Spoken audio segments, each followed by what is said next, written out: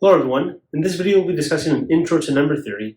Now this is just supposed to be an intro video, probably actually going to be a long video because number theory in its own right is actually a very large subject. In fact, it kind of goes beyond even what we'll be discussing today in the sense that it can actually possibly get pretty deep. But at least with this intro you get an idea of more or less what is known as elementary number theory discusses.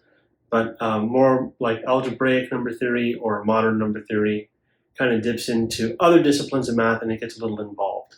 But in any event, number theory basically is a topic that has to do with natural numbers, or I guess in reality just integers actually. They don't have to be natural, they could be a negative, for example. So it's essentially algebra on integers. That's a kind of good way to think of it, I guess.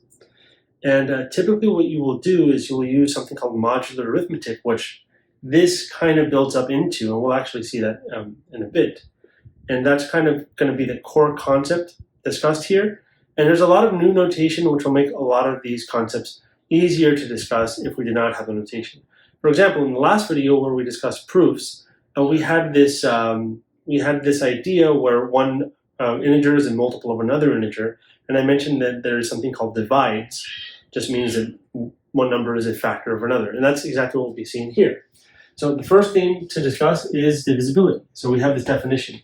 If b is a multiple of a for integers a and b, then we say that a divides b and write this. So this symbolically means a divides b. So that vertical line is divides.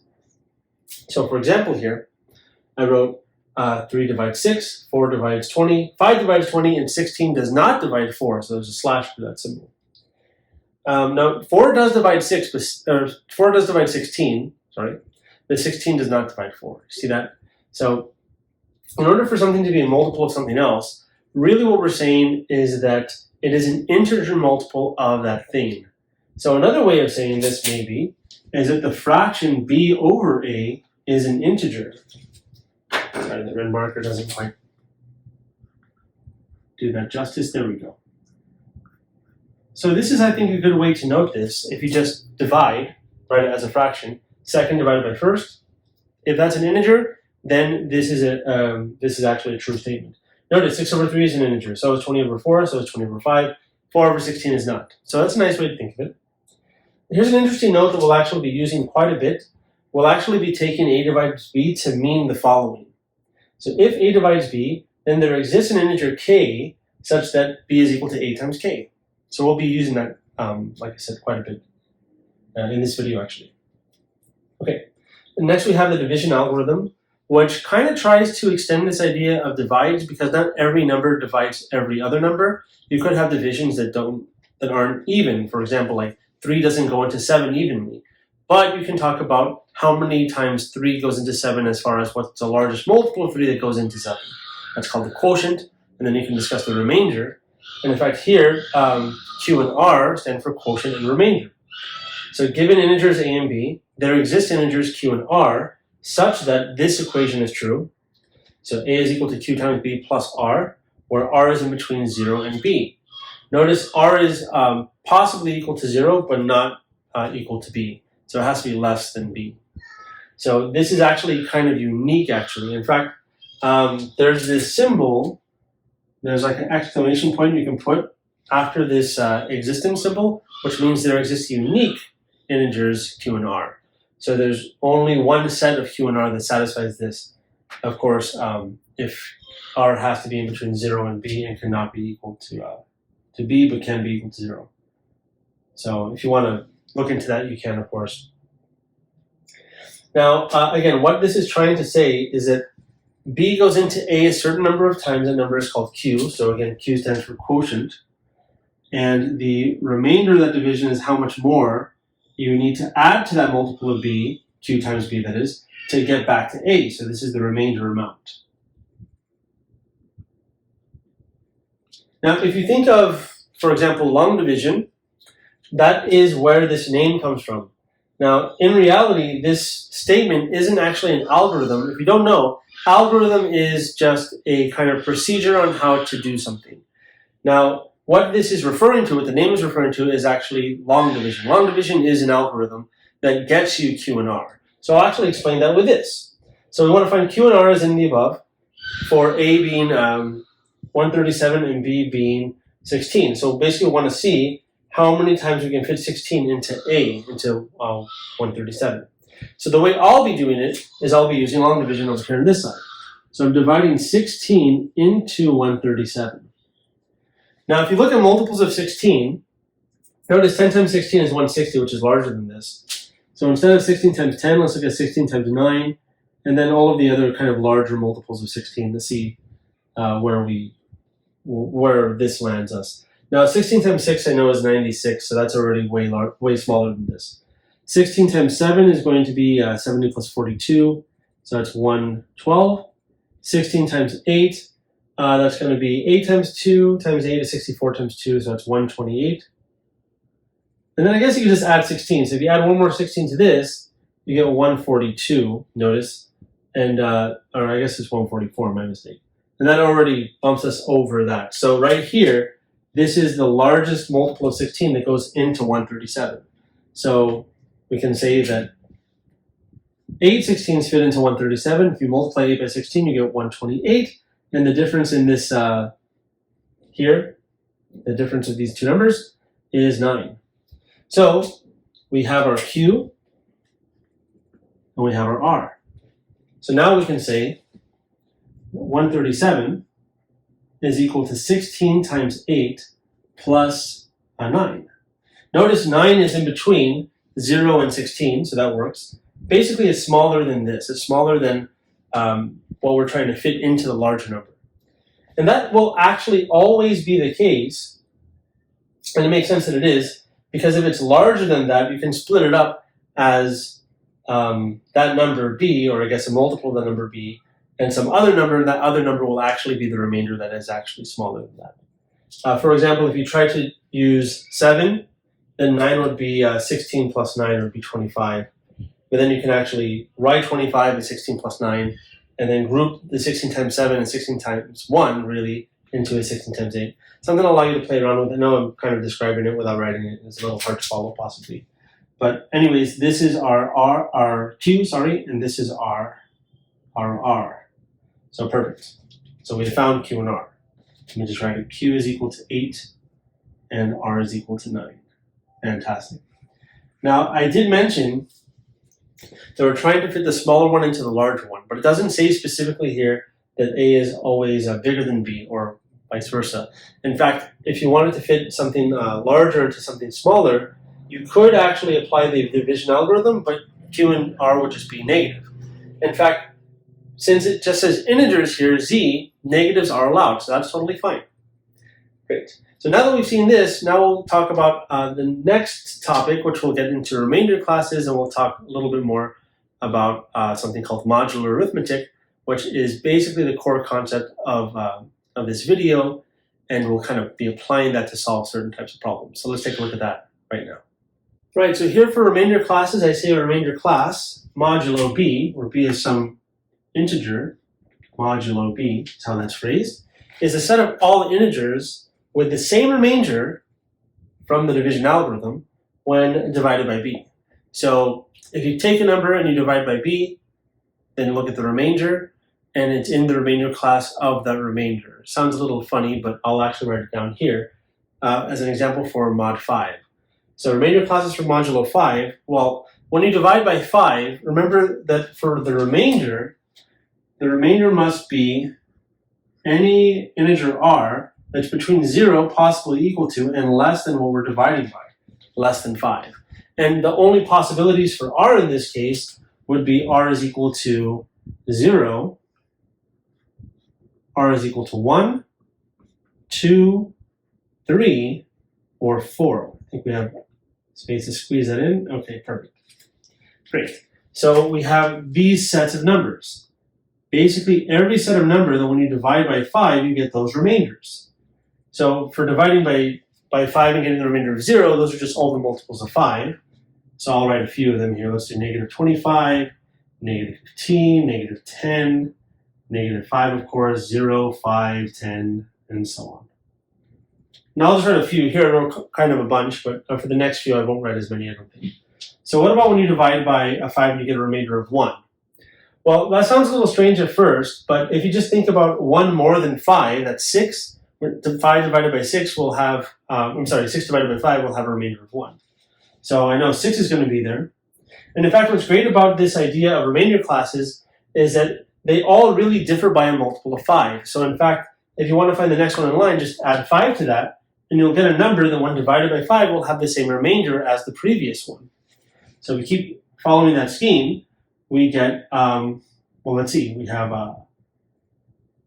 5 plus 11 is 16, 5 plus this is 21, and so on. And if we subtract 5, 6 minus 5 is 1, 1 minus 5 is negative 4, and negative 4 minus 5 is negative 9. Okay, great. And notice 1 is there. So in fact, basically all of these numbers will actually be there because technically when you divide, 5 into these numbers, the quotient is 0 and these numbers themselves are the remainder, which is kind of interesting, but it definitely works. So in fact, we'll have some numbers here for each of these sets. There's an infinite list, of course, of integers. And then in the middle, smack dab in the middle, we'll have just these numbers themselves, 2, 3, and 4. And we saw to get all numbers surrounding those, you just add what we're modding by. So add 5, you get all of the other ones, all of the kind of subsequent other ones. Subtract 5, you get the other ones before. So the negative residues as well. So I say residue. Residue are basically what these things are. Actually, residue specifically is the remainder, actually. So I'll kind of actually try to use that word in a bit. Let's keep going here. So add 5 here, you get 8. Add 5 again, you get 13. Subtract 5, you get negative 2. Subtract 5, you get negative 7. So you can kind of see you're just really like adding 1 to these. So if you add 1 to these, you get a negative 6, negative 1, 4, 9, and 14. Perfect. So when I use the phrase residue, residue is just the remainder itself. So for example, if we take a look at 21, 21 is in a remainder class. It is in what remainder class? It is in a remainder class that 1 is also in. Okay, so 1 is the residue modulo of 21 modulo 5. In fact, we have a mathematical symbol for this, and it's the phrasing of congruence. So I say if A and B are integers that are in the same remainder class, modulo B, then we say that A is congruent to B mod B. Well, that sounds strange. I probably shouldn't have used B in this case. Maybe I'll use N here. Yeah, so I know that sounds different because here we were talking modulo B, but now we're going to be talking modulo N, I guess. But it doesn't really matter. Just I didn't want these two to be the same number. They're different. So if you have two integers A and B, and they're in the same remainder class mod N, then we can say A and B are congruent mod N. That just means they're in the same remainder class. So for example, 21 and 11 are both congruent mod 5. What they're congruent to, what the residue is 1. So the residue basically is the kind of smallest positive number that that you would be congruent to that is less than what you're modding by. Technically, I guess you can mod by negative numbers, but usually we don't. We normally mod by natural numbers, actually. So I'll actually talk about that here. So 17 is congruent to a lot of things mod 6. If you create a list of remainder classes mod 6, you'll actually have 6 remainder classes.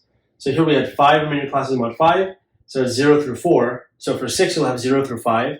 And if you write them out, you can figure out where 17 lies, actually, by doing this kind of scheme I've done here. It's a lot of work, but in fact, there's a quicker way of doing this. Really just divide 17 by 6, see what the remainder is.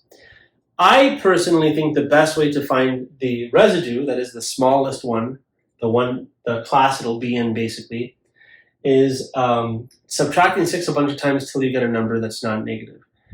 Basically subtract, and if you get a negative, you've gone too far, so add back.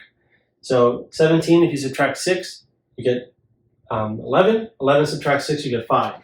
So in fact, 17 is congruent to 5 mod 6. It's also congruent to 11, but what's special about 5 is that 5 is actually the remainder class that it's in. In other words, it's the actual remainder of that division. which I think is kind of what really we're aiming for. I'm being general here and saying that A and B are congruent, but in reality, we want to find the residue. So the residue is the smallest such, element in each of the sets of remainder classes, if that makes sense.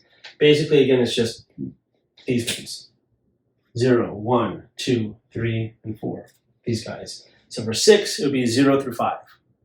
So 17 is congruent to one of those as the residue. But technically speaking, a lot of things are congruent to 5. So because we're treating this as kind of like an equality, like a relation, then 17 is congruent to a lot of numbers, like 11, or even this plus 6, which would be 23, for example. We'll see a lot more examples. We'll even take a look at a different kind of viewing of this definition of congruence, which will help us understand this modular congruence symbol more. So let's take a look at that right now. Okay, so I actually have a lot here to discuss about congruences. First is congruence and divisibility, which is basically another viewing of what we saw with the definition of congruence. So here it is. It says A is congruent to B modulo n, if and only if n divides the difference A minus B. Now, why this actually makes sense kind of has to do with the fact that if A and B are in the same remainder class mod n, then they share the same remainder when being divided by n. So if you subtract those numbers, then the remainder basically subtracts as well, so that the remainder is 0 when you divide the difference by n.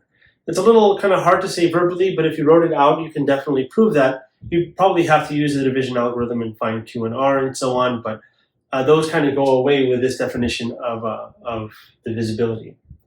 It's something to think about. But actually, this statement here, this congruence and divisibility statement, is logically equivalent to the previous definition we had of congruence. So in fact, using that idea that these both have the same remainder when being divided by n, you can actually prove this if and only if statement. So in fact, a lot of books actually use this as the definition, not the previous one we saw.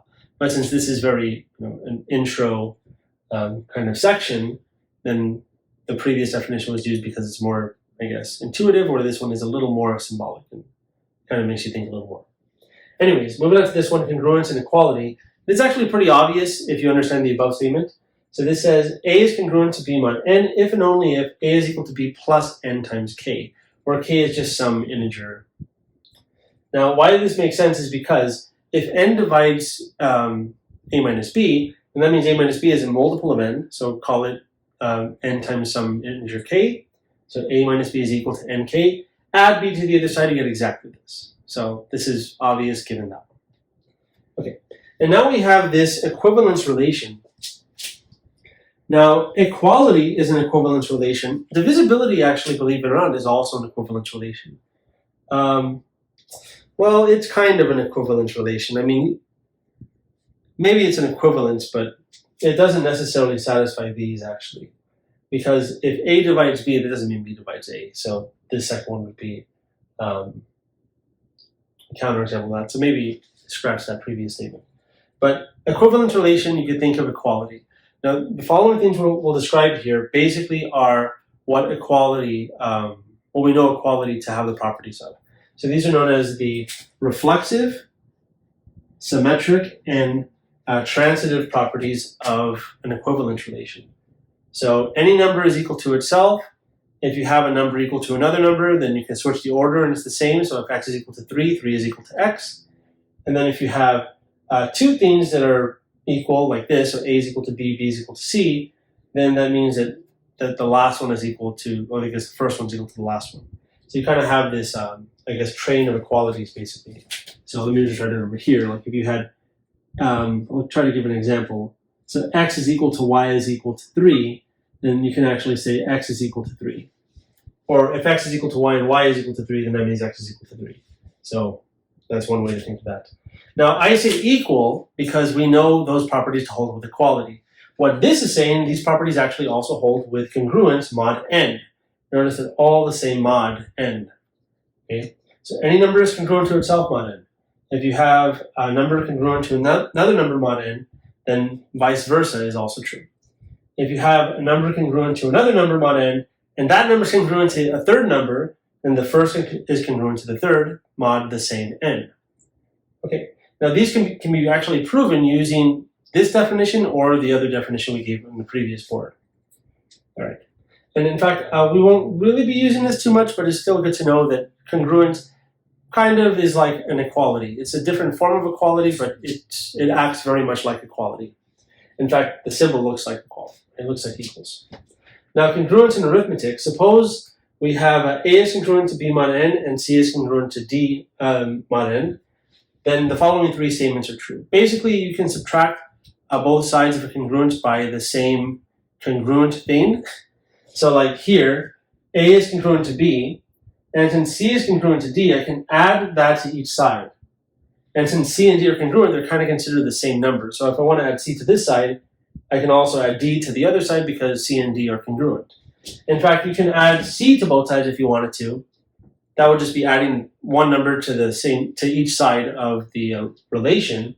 But since we have this kind of idea with congruence that two numbers can be congruent, then adding one and adding the other is kind of the same. It's not going to mess with the remainder at all. It'll get the same remainder when you divide by n. That's what this says. So adding or subtracting the same congruent thing is allowed. So even though C and D are different numbers, they're both in the same congruence class, in the same remainder class mod n.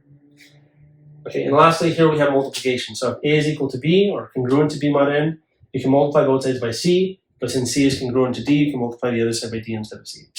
Fantastic. But what about division? Division is kind of a thing. We'll talk about that in a little bit, but it's a little specific. Sometimes you can divide, sometimes you can't. In general, you can always divide, but then when you're dividing, the modulo actually changes a little bit. It's kind of weird.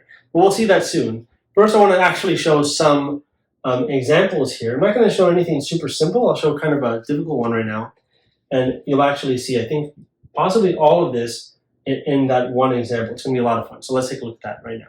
Right, so for this example, we want to find the remainder of the division 6 to the 521 divided by 11.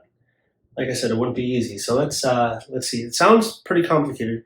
In fact, if you were to use your calculator, 6 to the 521 is a very large number. It'll probably give you the answer in the scientific notation. And then if you divide by 11, you'll get another number in scientific notation. It won't really tell you anything, actually. And in fact, I don't think a calculator is the best approach. Of course, if you maybe type this into the internet, in a Google search, for example, it'll probably tell you what the remainder of this division is. But obviously, I want to show something. So I'm going to show how to do this with modular arithmetic. Since we're dividing by 11, we'll actually take this mod 11. So I'm going to take a look at 6 to the 521 mod 11. Now, I'll write mod 11 in a bit. The first thing I want to do is I want to try to break this up using some exponent properties to try to get a number bigger than 6. Because 6 is already like the residue dividing when taking mod 11. That's what I meant to say. So like it's not bigger than 11. Numbers that are bigger than 11 can be reduced mod 11. Like 37, for example, if you reduce this mod 11, the largest multiple of 11 less than 37 is 33. The difference is 4. So that's the remainder when you divide 37 by 11, for example. But 4 itself is already smaller than 11, similar to 6. So I'm going to look at the next power of 6 that obviously isn't. So that's 36. So that's 6 to the second is 36.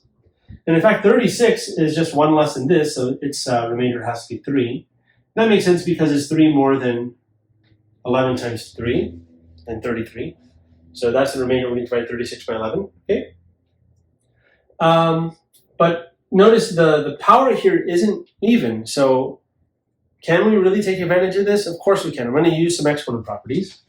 So I'm going to write, so this is, I guess, legitimately equality as of right now. We haven't really taken congruence into account yet, but we will soon enough. So I'm going to write this as 520 plus 1. In fact, I'll write it off to the side here, and I'll probably have to erase this in a moment. So 520 plus 1 that's the same as 6 to the 520 times 6 to the 1. Okay. 520, since it's a multiple of 2, we can actually write it as 6 to the second to the whatever 520 divided by 2 is, which is, of course, 260 times 6 to the 1. So by exponent properties, that totally makes sense. I'm going to actually do that here. So that's 6 squared to the 260 times 6 to the 1, which is just 6. And I haven't taken any congruences into account yet, but now I will. So I know this is equal to 36, and I know 36 is congruent to 3. So this is congruent to 3 to the 260 times 6 mod 11. Okay. I'm going to keep doing this until we kind of have this power reduced to a manageable amount. 260 is still very large, but it's a whole lot smaller than 521 was.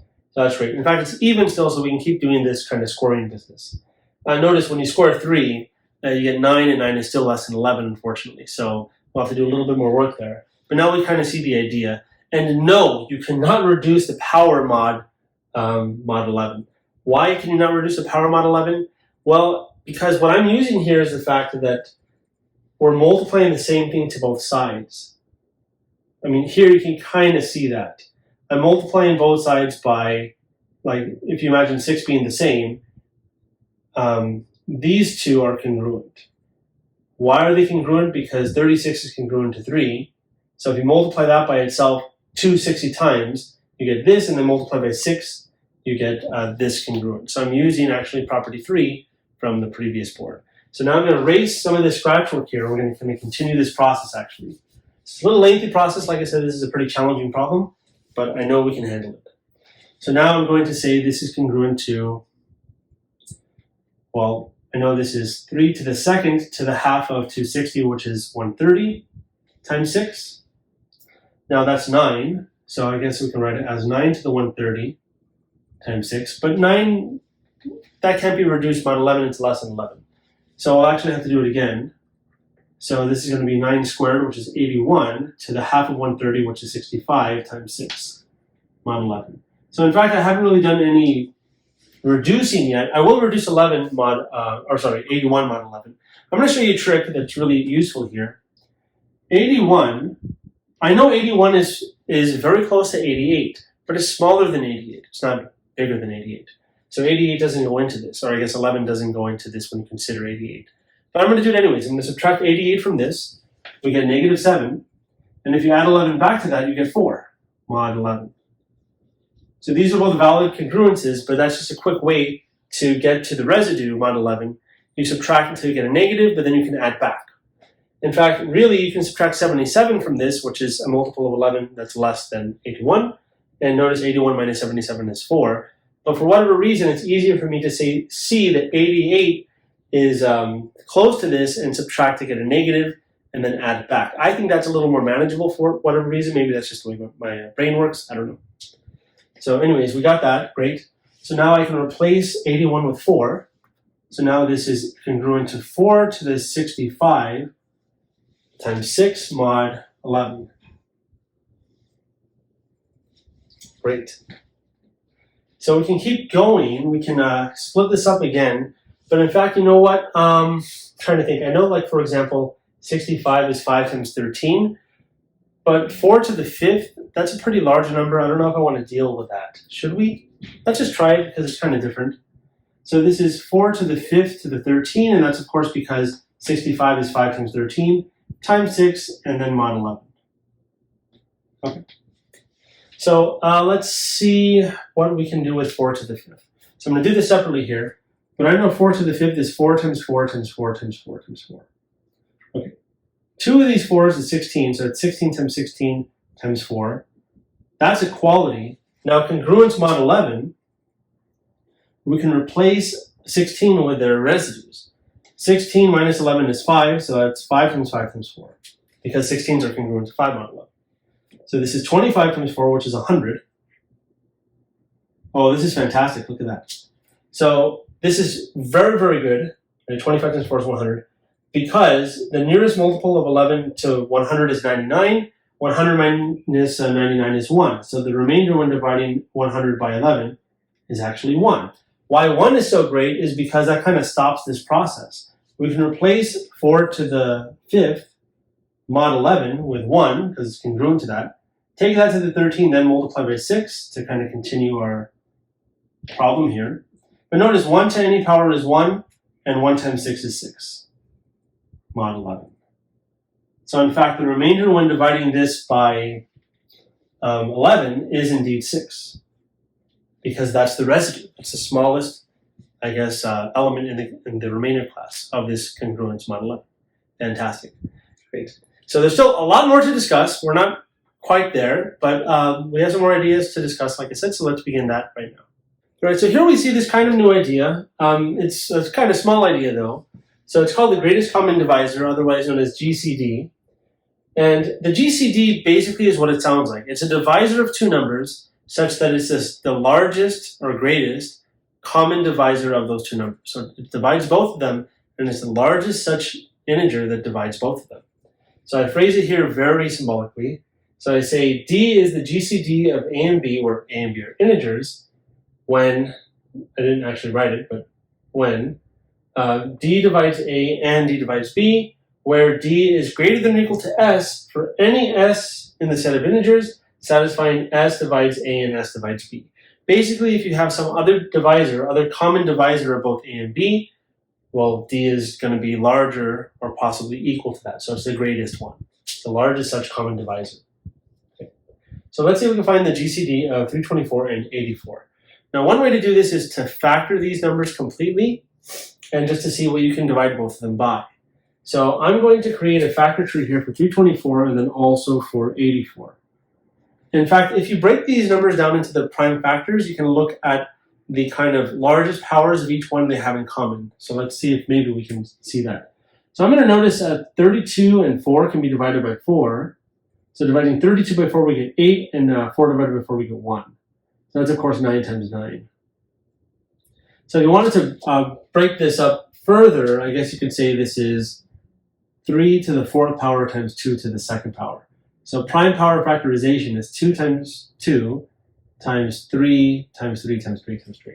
So 2 to the 2nd times 3 to the 4th.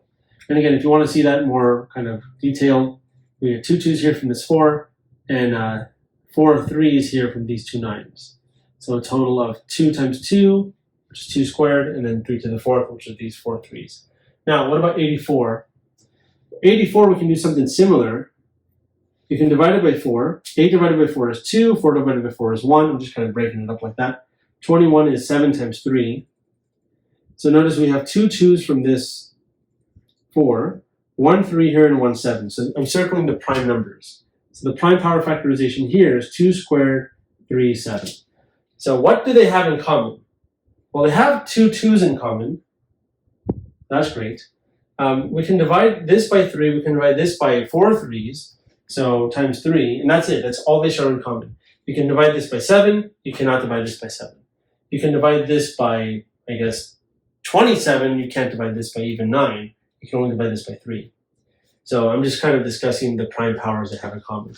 Now, of course, 2 to the 2nd is 4 times 3 is 12. So 12 is the largest divisor of both 84 and 324. So in fact, we can say 324, if we wanted to do this, we could. We can write it as 12 times something. In fact, take away 2 2's and 1 3 from this, you get 27. And 84 is 12 times something, that's 12 times 7. And the two numbers that they're 12 multiplied by, which is 27 and 7, will have no common factors. If they did, then we would be wrong and there's another greatest common factor. Like, for example, if these both had a 3 in common, for example, this one does, but that one doesn't clearly, then you can absorb that into the 12, and then you can see you can divide both of these by 36, which is 12 times 3 in that case. So I hope that makes sense. So you can always find a common divisor, see what they're multiplied by, and then kind of see if those two things have something further in common you can divide by. Another idea, not to talk about this too much, but another idea would be to write the numbers 324 and 84, and then divide them by whatever you can. So for example, we can divide by 4. Divide this by 4, we get 81. Divide this by 4, we get 21. Divide by whatever you can. So you can divide that by 3, you can divide this by 3 clearly, and then you get 27 and 7. And then here you can't divide any more. So we're kind of stuck here at this point. So our answer then is 4 times 3, because in total we divided by 4 times 3, which is 12. So the answer is that the largest thing you can divide both by, the greatest common divisor, is 12. Great. In fact, this is also known as greatest common factor. That's kind of the way I phrase it here. A factor really is a divisor, so that's okay. Okay, great. So now moving on, congruence and division. The only reason why I brought up greatest common divisor is to discuss this division fact of congruence mod n. So if you have AC is equal to BC, so two sides of a congruence that you can divide by the same one number, modulo n, you can do it, but you also actually have to divide what you're modding by, mod the GCD of the number you divided by with n itself. So I'm going to give you two examples here. Now, basically, what this is saying is that if you want to divide both sides of a congruence by something, you can, as long as that something you're dividing by has no common factor with the modulo value. If it does, then that gets reduced by the GCD of those two numbers, what you're dividing by and the modulo value. So let's see here. Notice 24 and 39 can both be divided by 3, but so can 15. In fact, the GCD of 15 and 3 is 3 itself. Right? 3 goes into 3, 3 also goes into 15. It's the largest one that goes into both. So dividing these by 3 will give you 8 and 13. Now, clearly 8 and 13 are not congruent mod 15 because they're both less than 15. So if you have a number less than 15, it's only congruent to itself or anything that's a multiple of 15 larger or less than it. And since 8 and 3 are kind of both positive numbers smaller than 15, they cannot be congruent mod 15. But they are congruent mod 5, notice. And mod 5, how I'm getting 5 is I'm dividing 15 by the GCD of what we're dividing by and 15. GCD of 3 and 15 is 3. 15 divided by 3 is 5. It kind of looks like we're dividing everything by 3. In fact, I was going to give this as the only example of this division property of congruences. But since it looks like we're dividing everything by 3, that's not quite the case. So I gave this second one as an example. So notice, we can divide these two by 2. But if we do that, we get something that also won't really make sense modulo 6. Just like dividing these by 3 gives you something that doesn't make sense modulo 15. So dividing by 2, you get 8 here and 11 there. Now the numbers 8 and 11 cannot be congruent to each other mod 6. Why? Because 8 is congruent to 2 mod 6, and 11 is actually congruent to 5 mod 6. It's 5 bigger than 6, that's 2 bigger than 6. So that's not true. This is not a congruence. But if you divide 6 by the GCD of the number we're dividing by, which is 2, and 6 itself, the modulo value, well, the GCD of 2 and 6 is 2. And dividing 6 by 2 gives you 3. So that actually also doesn't quite do it justice because it still looks like I divided by 2 in each thing. Right, so this is actually a better example, I think. So the 20 is congruent to 32 mod 6. That makes sense because they both differ by 12, which is a multiple of 6. Notice if you take the remainder when dividing 20 by 6, that's 2. And 32 divided by 6 will also have a remainder of 2. Okay. So now notice 20 and 32 can both be divided by 4. Doing so gives us 5 and 8. And clearly 5 and 8 are not congruent mod 6, but they are congruent mod 3, for example, because they have a difference of 3. Now, why 3 happens, why we get mod 3, is because the GCD of what we're dividing by, 4, and the modulo value 6 is 2. Because 4 and 6 both have a factor of 2 in common, basically. 2 is the largest divisor of both 6 and 4 at the same time. It's the largest thing that can go into both at the same time. So dividing 6 by 2 gives you 3, so this is true now. So when you divide by a number, if that number is it has a common factor with your modulo value, then you have to find the GCD of those and then reduce the modulo value as well by dividing by the GCD of those. Great. That's what congruence and division says. Now we will take a look at solving congruences, which is basically kind of what we have seen maybe in algebra, like solving a linear equation. Like think of like 3x plus 5 is equal to 7, subtract and divide. But now dividing, we can actually do now. So now let's take a look at those types of problems right now.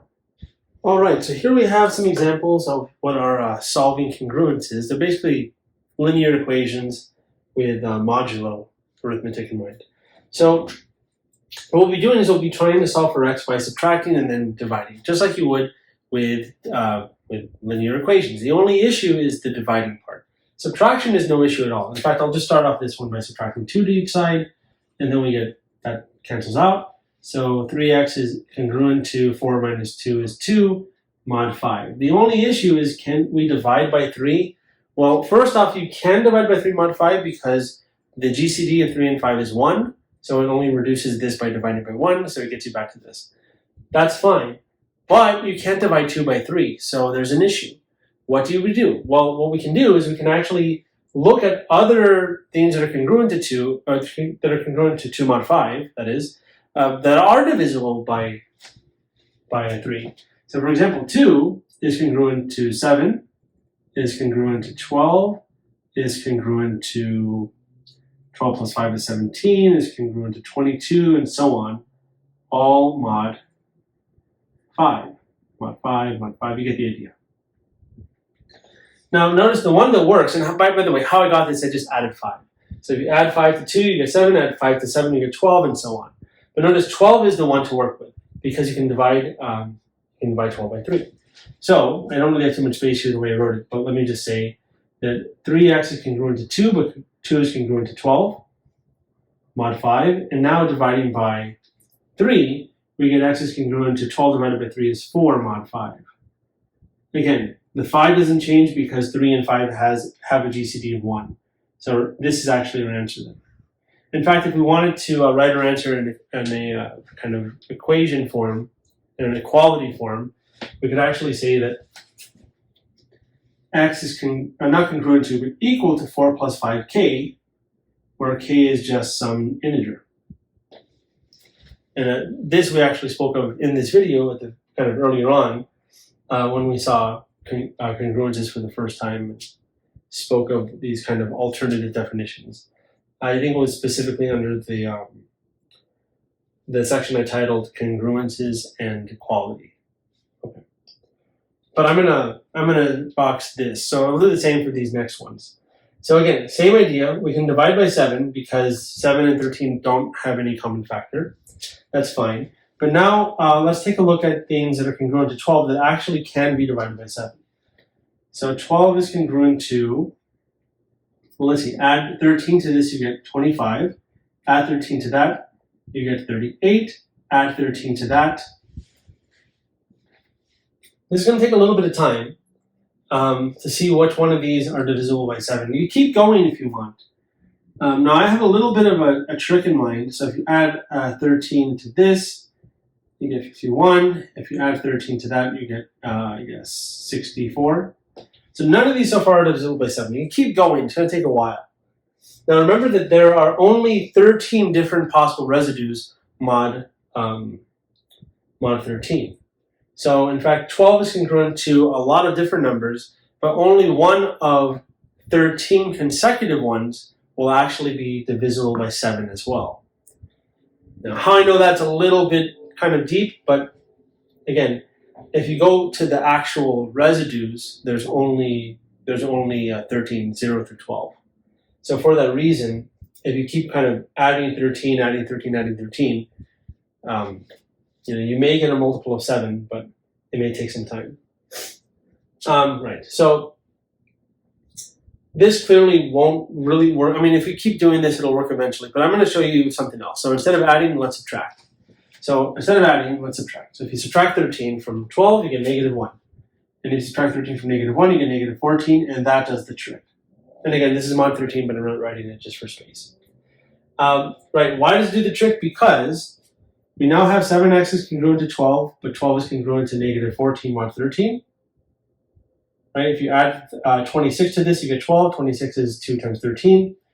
And the reason why adding this by a multiple of 13 does the trick is because 13 is congruent to 0, and adding 0 to something just gives you the same congruence. Okay, so great. So now, what can we do? Well, now we can divide by 7.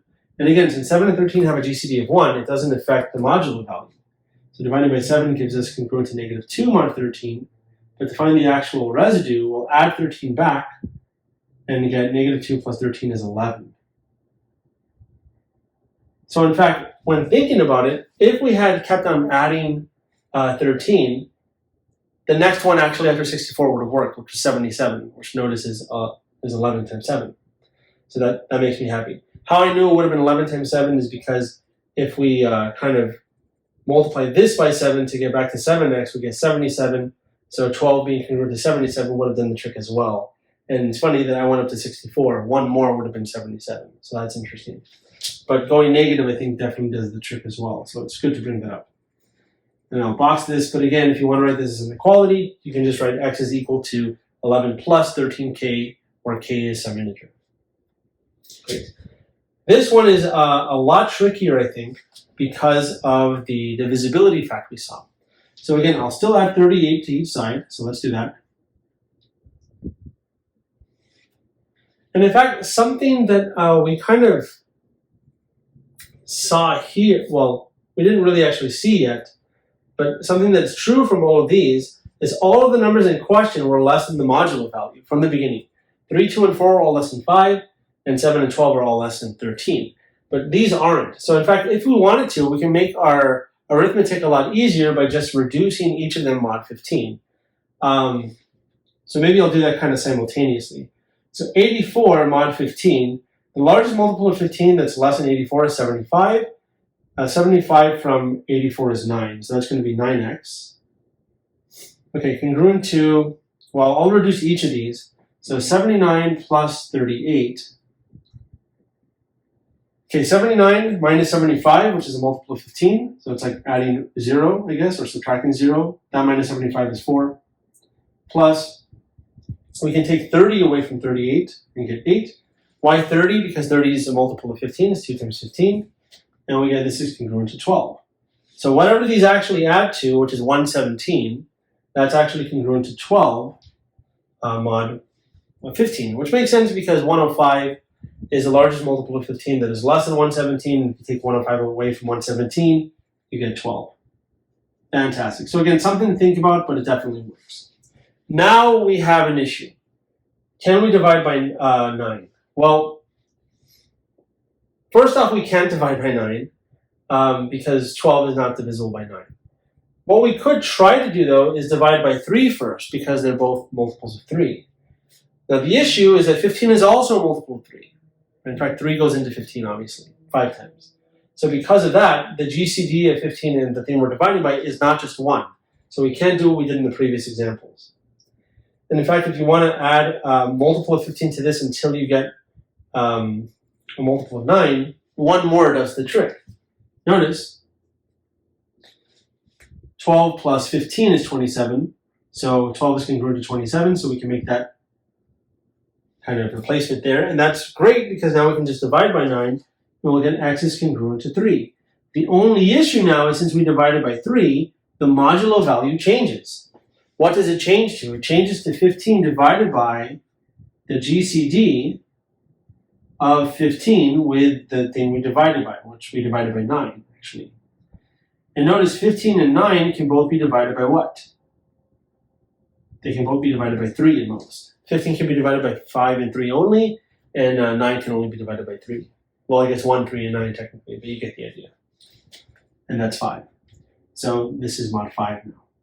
In fact, if we divided by 3 here, 15 divided by the GCD of 15 and 3 is still 15 divided by 3, which is 5. But you would get 3x is congruent to 4 mod 5. And notice adding 5 to this gives you 3x is congruent to 9 mod 5. And then dividing by 3 here gives you exactly what we got over here. By dividing by 3, x would be congruent to 3. It doesn't affect the modulo value because dividing by 3, well, 3 has a GCD of 1 with 5. So it doesn't affect the modulo value. So 2 kind of alternate approaches at the division step, but great. All right, now that idea of dividing is not the only way of doing it. In fact, one may say that when you're dividing, really what you're doing is multiplying both sides by what is called the multiplicative inverse. So for example, with 5, 3 times what is congruent to 1 mod 5? I'll have to border this off a bit. Sorry about that. But notice 3 times, well, we can just look at a few values. Like 3 times 3 times 2 actually works. 3 times 2 is 6. 6 is 1 mod 5. So in fact, multiplying both sides of this by 2 gives you 6x, which is the same as 1x because 6 is congruent to 1. And this times 2 is 18. 18 minus 15 is 3. So that reduces to 3 mod 5. So that's something you can think about. Instead of adding a number to this to get a multiple of the thing you're dividing by, try to see what you can multiply both sides by that makes the thing in front of x congruent to 1 mod your modulo value. Something to think about. Definitely interesting. Here, actually, we could have multiplied by 7. Notice. This times, I'm sorry, not by 7, by 2. Sorry, my mistake. Because 2 times 7 is 14, and 14 is congruent to 1 mod 13. That times 2 is 24. 24 is actually congruent to negative 2 because minus 26. But then add 13 back, get 11 still. So, again, something to think about, a different idea, different approach. Definitely works though. So now, finally, we'll take a look at the last concept I want to talk about here in this section, which is Diophantine equations. So let's take a look at those right now. Okay, so here for Diophantine equations, I say that Diophantine equations are equations with integer solutions. Really, any equation actually can be a Diophantine equation, but when you call it a Diophantine equation, it means you're interested in integer solutions. So you may have an equation, and by the way, I should have phrased this, but this is in more than one variable. Because for all you know, you have an equation in one variable and the solution is not an integer solution. For example, 2x equals 1, that's an equation. It cannot be a Diophantine equation because its solution is not an integer, so it's not possible in that case. Now, as it turns out, if you have an equation of more than one variable, usually what happens, it's very actually often the case, especially if you have a polynomial equation of more than one variable, you have infinitely many solutions. And in fact, there are always going to be integer solutions. So we call an equation a Diophantine equation when we're interested in finding those integer solutions of the solution set. Okay, now a linear Diophantine equation is one of the form this. So you have a number times x plus a number times another x plus a number times another x. So here specifically I write a1x1, a2x2, all the way up to a sub n, x sub n equals some constant b, where here the a sub 1, 2, 3, all the way to n and b are all constants. And the variables we want to find, being integers, are the x sub i's. So maybe I should write here, we're considering the solutions x sub I, where each x sub I is an integer in the set of integers. So I have an example here. This is with two variables. We have 51x plus 87y is equal to 123. And the main methods we're going to use here is we're going to basically use congruences. We want to reduce this mod something. Now, if you look at this, you'll notice, and it takes a little bit of time, but after a while, you'll definitely notice that you can reduce this right away without using anything new. 51, 87, and 123 can all be divided by 3. In fact, if you didn't know, there's a quick divisibility test for 3. If you add the digits of a number and you get a multiple of 3, then the original number itself was a multiple of 3. And in fact, you can actually prove that statement with congruences, which is kind of funny. And it's because if you write out the decimal expansion of a number, the digits are each multiplied to powers of 10, but reducing mod 3, 10 is congruent to 1 mod 3, so you end up getting the sum of the digits. So in reality, adding the sum of the digits of a number gives you the remainder when dividing by 3. But if you have, if your result is a multiple of 3, then that means that it reduces to 0 mod 3, so the original number was a multiple of 3. So it's kind of nice to see that. But I'm going to divide everything by 3 here.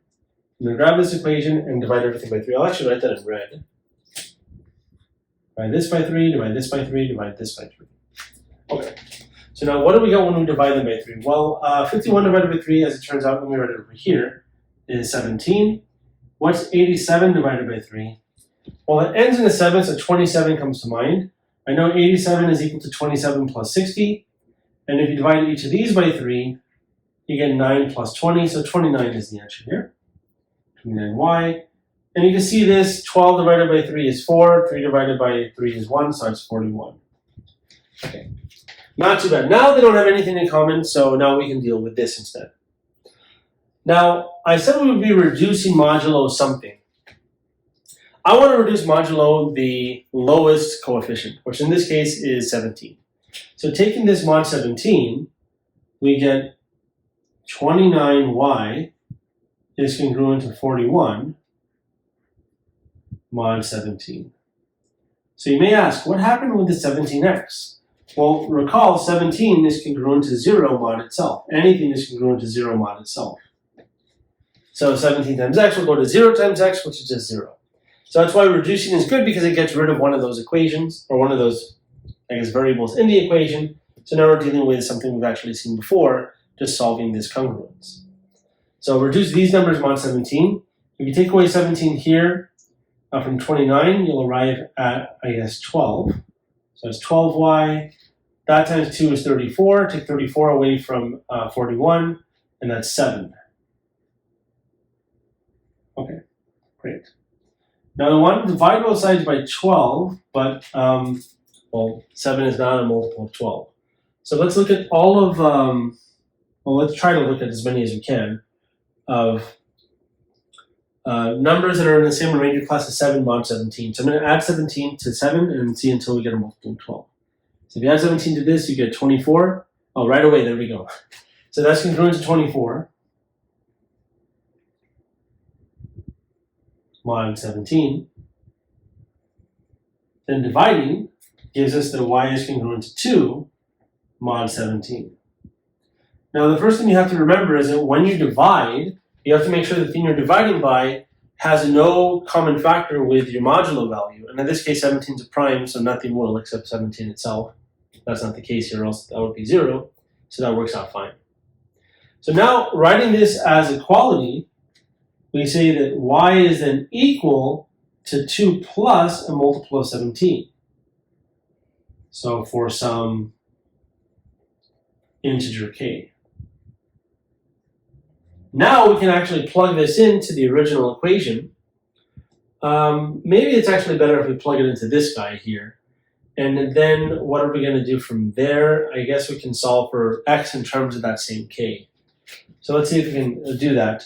So now we have 17x plus 29y, but y is 2 plus 17k, is equal to 41. Okay, so there's a little bit of work to do here. We'll have to distribute and move things around. So let's do that. Let's see if we can follow. So I have 17x. That's going to be 58. I'm going to do some scratch work here. 29 times 6 is 58. 29 times 17 is a pretty large number. I'm going to keep it like that, actually. So let me write, I want to solve for x. So I'm going to actually move those to the opposite side. So it'll be 58 plus 29 times 17k, but I'm going to subtract those to the opposite side. So I'm going to write 41 minus 58 minus 17 times 29. Okay, now if you want to actually multiply those out, that's fine. Notice 58 minus 41, coincidentally, is a multiple of 17. It's negative 17. So I'll actually write that there. Hope that's not too hard to follow. Don't want to skip too many steps. But now the great thing is you can pull a 17 out from that side and divide by 17. In fact, if you just see dividing everything by 17, you get negative 1 minus 29k. So we have x in terms of k, and we have y in terms of k. So we actually have an ordered pair solution, finally, in terms of k. So I can say here that our ordered pair solution for x and y are negative 1 comma negative 29k, comma 2 plus 17k, where k is some integer. In fact, if you want to write a particular solution, so this is a very general solution, but let's say you're interested in particular solutions where your x and y values are positive, there shouldn't have been a comment here, sorry. Then you can pick a value of k that makes these both positive. Notice it would have to be negative, right? Because anything positive will make that negative, and subtracting 1 will still make it more negative.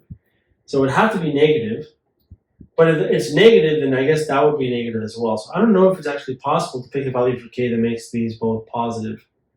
In fact, if that's the case, then maybe you can say that there are no values for x and y that are both positive integer solutions. So that's interesting, but it's something to think about possibly. Right. So instead, I'm just going to plug in just some number. In fact, you can plug in 0, for example. You get negative 1 comma 2. So let me write a few. So when k is 0, we get the ordered pair negative 1 comma 2 would be a solution. And you can check by plugging it in, and notice there would be a solution to that, which may be easier to check. So 2 times 29 is 58, 58 minus 17 is 41. We kind of saw that earlier, so that's good. When k is equal to 1, you get negative 29 minus 1, so it's negative 30 actually, comma, 2 plus 17 times 1 is 19. It's a little harder to check, but I'll let you check that on your own. That also works. And you can go on and on and on. Now remember, k is an integer, so you cannot plug in fractions of integers. You can only plug in 0, 1, 2, 3, and so on, also negative integers as well, of course.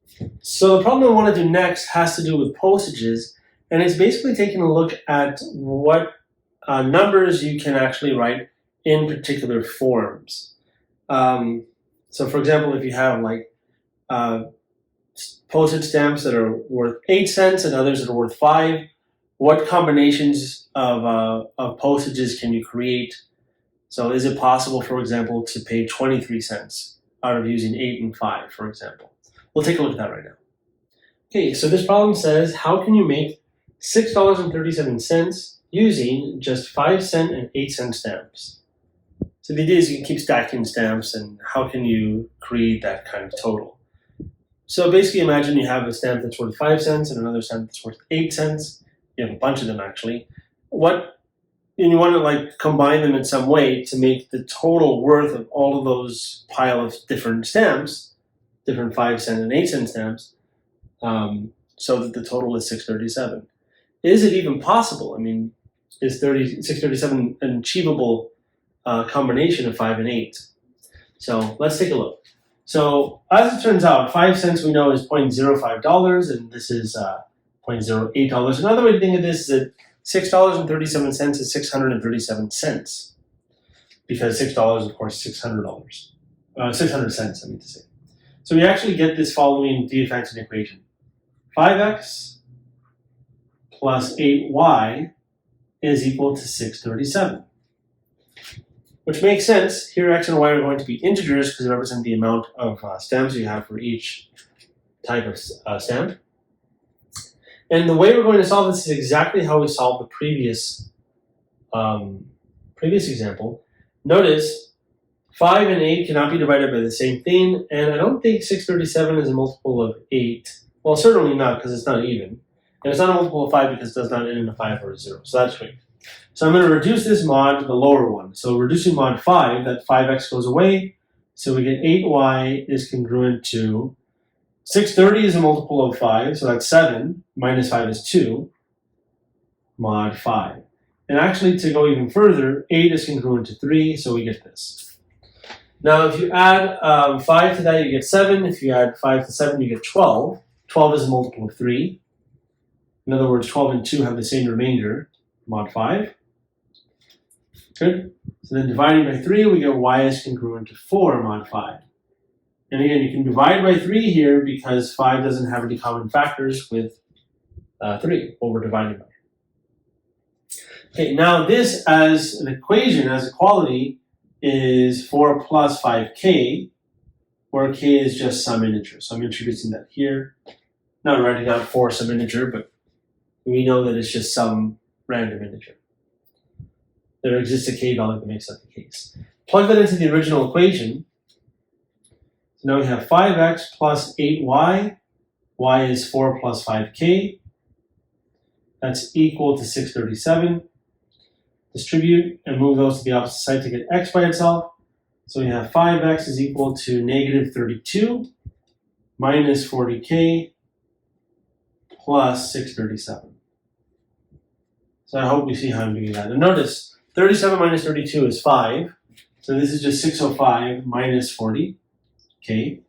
You can actually divide everything in this equation by 5. And you get x is equal to, well, let's see, 60 divided by 5 is 12. 5 divided by 5 is 1, so it's 121. 40 divided by 5 is 8. So there we go. So we have x in terms of k and y in terms of the same k. So our ordered pair solution, x comma y, is 121 minus 8k, comma, 4 plus 5k. The next thing to do is to actually find out what the well, in the second part of the question here, what is the smallest and largest number of stamps you can use? So, I mean, we could possibly think of some values to plug in here to see exactly what's going on. I guess we can talk about minimizing one of these. So, like, for example, if you had to use more than as many 8-cent stamps as you can, that would clearly maximize the amount, right? So if we had if we maximize the number of 8-cent stamps, this would be maximal. So that means this would be minimal, right? So we're minimizing the number of 5-cent stamps, the same kind of idea. So what value of k will make this as small as possible? So let's look at multiples of 8. So 8 times, just going to come up with something random. So 8 times 10 is 80. That's kind of close to 120, but we can do a little better. That should be 80, sorry. 20 is 160, so we're overshot there. What about 15? Smack dab in the middle of 10 and 20. I'm just kind of guessing at this point, but really what we're trying to do is kind of divide. Because I basically want this to be close to 0. So if you set this equal to 0, you can divide by 8. We're trying to divide 8 into 21, kind of using the division algorithm. Now 8 times 15 is 80 plus 40, that's 120. That makes sense, because if you half this, you get 4, double this, you get 30, 4 times 30 is 120. Okay. Now 120 is pretty close to 121. So if k is equal to 15, then the ordered pair you get is 1 comma, because it's 121 minus 120, comma, 15 times 5 is 75, plus 4 is 79. So that right there, that is minimizing the number of 8-cent stamps. Minimizing the number of 5-cent stamps, but maximizing this amount. So this kind of creates the largest, well, it's still going to be the same price, right? Because they're all going to be $6.37. But this will be a total of 80 stamps. Why 80 stamps? So this is our general solution. That's how you can make it, where k is just some integer. Now, specifically, there are some values of k that don't work. Like when k is 14, for example, not 14, 14 is okay, because 14 times 8 is less than 120. But 16 times k is bigger than 120. 16 times k is actually going to be, this plus 8, so it's 128. 121 minus 128 is negative 7. Having a negative amount of stamps won't actually make sense. So even though k is an integer, there's a range on k that is good and not good. So the maximum k can be, we actually found, is 16. Let's move that arrow a bit. Any larger, it's 15, not 16. Any larger than 15, we get a negative value for one of them. What's the smallest it can be? I mentioned 0 here. Let's see, what if it's negative 1? Okay, negative 1 doesn't work because negative 1 gives us 4 minus 5, that's negative 1. So you can't have a negative amount of stamps. So 0 works. When you plug in 0, you get 121 and 4. So 121 5-cent stamps and only 4 8-cent stamps. So that's doing the opposite of what we've done here. So let's plug in k is equal to 0. And here we get 121, comma 4. So there's a total of 125 stamps. So there we go. So we have maximized the number of stamps and minimized the number of stamps. So this is the smallest amount.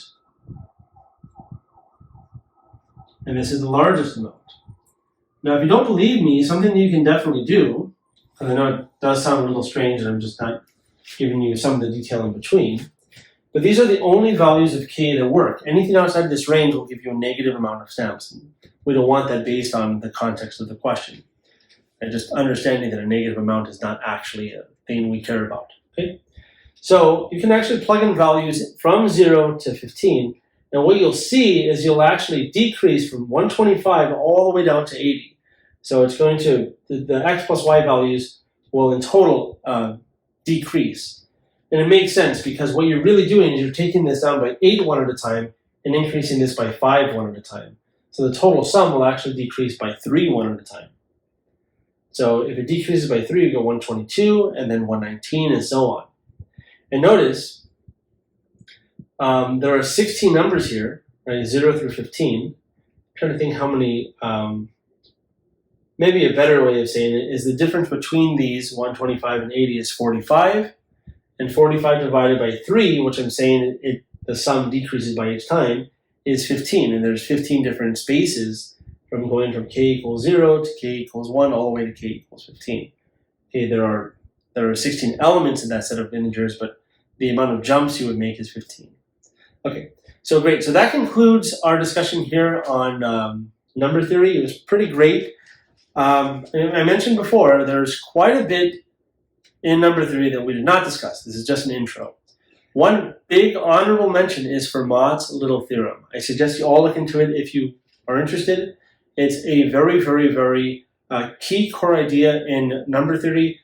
Pythagorean theorems are another honorable mention that have to do with, well, I guess Pythagorean triples is what I meant to say, which have to do with Pythagorean theorem, but they are integer solutions. So it's taking a look at the equation of Pythagorean theorem, a squared plus b squared equals c squared, but as a Diophantine equations. So for example, 3, 4, 5 is a solution to that Diophantine equation. There's a whole lot I can talk about. Honestly, I really love number theory, and it goes on way beyond what we discussed. What we discussed is great, don't get me wrong, but there's more down the rabbit hole, of course. So I hope you enjoyed the video, and thanks for watching.